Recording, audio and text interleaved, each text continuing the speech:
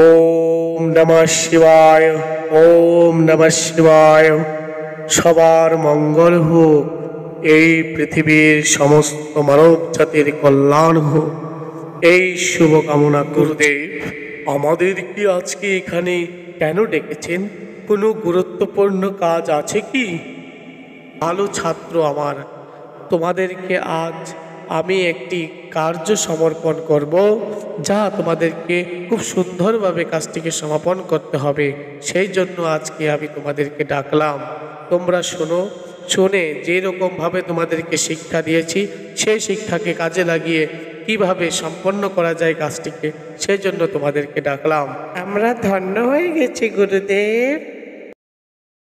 এখন তোমরা যাও, গিয়ে বিশ্রাম করো।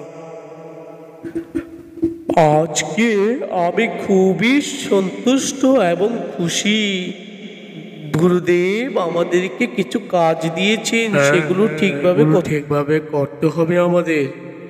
গুরুদেবের নাম আমাদেরকে অবশ্যই চারিদিকে ছড়িয়ে দিতে হবে, সেটাই গুরুর আজ্ঞা। গুরুদেবের কাজটিকে সুষ্ঠু মতো আমাদের অবশ্যই শেষ করতে হবে, নাহলে হবে না। হ্যাঁ হ্যাঁ, করতে হবে আমাদের, না হলে তো হবে না। গুরুদেবের মান সম্মান রক্ষা করতেই হবে। হ্যাঁ হ্যাঁ হ্যাঁ, তবে তবে তবে তবে দেরি কেন? কালকে সকালেই চলো, আমরা সবাই বেরিয়ে পড়ি গুরুদেবের সেই কার্যসিদ্ধির জন্য, এবং গুরুদেব অবশ্যই আমাদেরকে এই কাজে সাহায্য করে।